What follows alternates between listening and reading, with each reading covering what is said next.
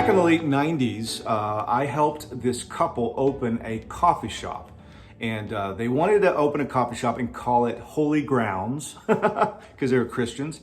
And they asked me if I would help them and run it for them. So I was the manager of the coffee shop. I was a barista. And I did that for a few years. And then I ended up actually buying the coffee shop from them.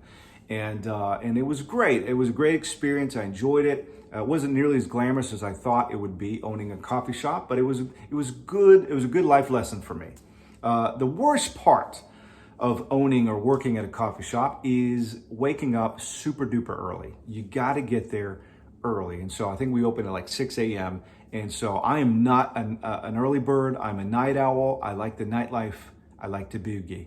And so that was painful, but you get through it. You make it happen because you got to.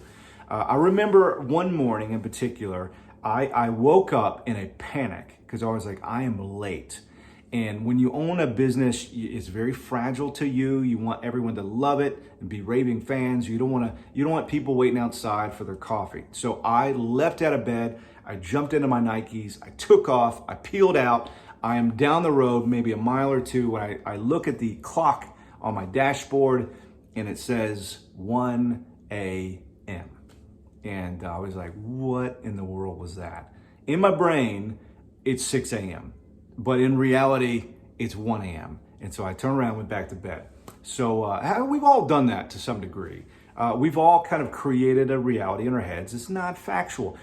We've gotten on a train of thought. That train of thought left the station and we took it wherever it went, even if it was the opposite direction of the facts and truth and reality. And I think that's the conversation that is so important within this Head versus Heart series that we're in is who do we believe? What do we trust? Are we just going to take our train of thought wherever it goes, or are we going to be rooted and grounded in the reality of the fact that God loves us, God is for us, and God's got us? And so we've all created realities in our minds that aren't true.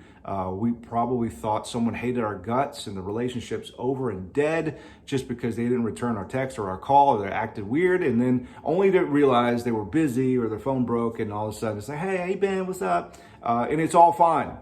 But we created an entire reality in our minds. The way I see myself, I'm always getting on a train of thought of me and my inadequacies and how dumb I am and all that stuff. And the truth is, God loves me, He's proud of me, and that's the facts. And I need to trust and believe in that. So that's trusting the Lord with your heart, the reality of the truth, instead of leaning on your own understanding. I love what Jesus said.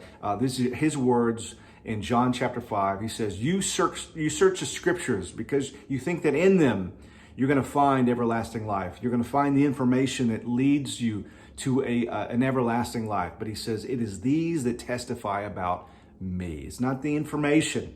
It's not taking some train of thought.